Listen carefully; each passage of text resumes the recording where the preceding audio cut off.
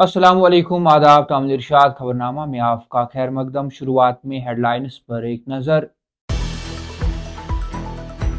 जंतर मंतर पर मुख्तलिफ सियासी जमातों और तलबा तंजीमों का एहतजाज रंग लाया। मरकजी वजीर तालीम धर्मेंद्र प्रधान ने इस्तीफा दे दिया। करगिल विजय दिवस की तकरीब द्रास में आज वजीर दिफा राजनाथ सिंह तकरीब में शिरकत के लिए जम्मू कश्मीर वारिद। लेफ्टिनेंट गवर्नर के हाथों डल झील पर रीडिंग मैराथन को हरी झंडी। मनशियात को ना किताबों को हाँ का पैगाम एक नारा नहीं बल्कि सेहतमंद माशरे की बुनियाद। मनोज सिन्हा। टनल के आर पार बारिशों का सिलसिला बदस्तूर जारी, मामूल की जिंदगी मुतासिर। नदी नालों में फिर तो ज्ञानी जहलम के पानी में भी इजाफा।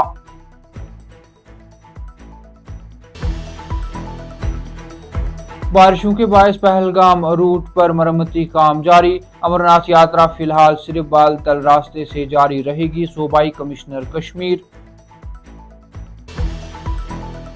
कंबोडिया मुलाजमत फ्रॉड मामले में अहम कार्रवाई, क्राइम ब्रांच कश्मीर ने मुलजिम के खिलाफ चार्जशीट अदालत में पेश कर दी। और डोडा में टेम्पू ट्रैवलर गहरी खाई में जा गिरा, 2 खवातीन जाँ बहक, 5 शदीद जख्मी, इलाज के लिए अस्पताल मुंतकिल।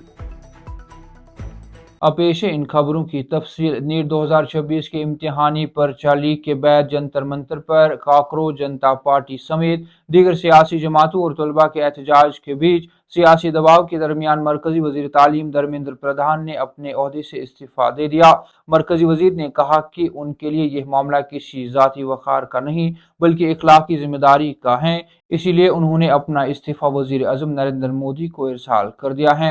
अपने बयान में धर्मेंद्र प्रधान ने कहा कि गुज़श्ता 10 दिनों के दौरान पेश आने वाले वाक़ात ने उन्हें इंतहाई मुस्तरब किया है।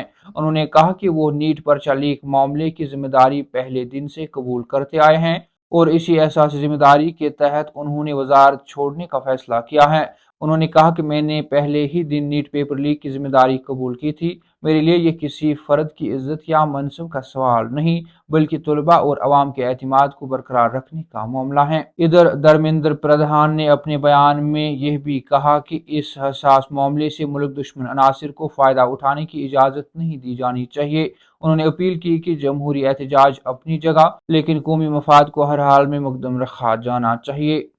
विजय दिवस के मौके पर करगिल जंग में जान देने वाले फौजी एहलकारों को खराज अकीदत पेश करने के लिए द्रास में एक तकरीब मुनक्किद हो रही है। तकरीब में बतौर मेहमानी खुसूसी के बतौर शिरकत करने के लिए मरकजी वजीर दिफा राजनाथ सिंह शनिचरवार की सुबह द्रास पहुंचे, जबकि उनके अलावा तकरीब में chief of defence staff general Anil Chauhan, फौज के तीनों शाखों के सरबराहान और जम्मू कश्मीर के लेफ्टिनेंट गवर्नर भी मौजूद होंगे। तकरीब में बतौर मेहमानी खुसूसी के बतौर शिरकत करने के लिए मरकजी वजीर दिफा राजनाथ सिंह शनिचरवार की सुबह द्रास पहुंच गए, जबकि उनके अलावा तकरीब में chief of defence staff general Anil Chauhan, फौज के तीनों शाखों के सरबराहान और जम्मू कश्मीर के लेफ्टिनेंट गवर्नर भी मौजूद होंगे।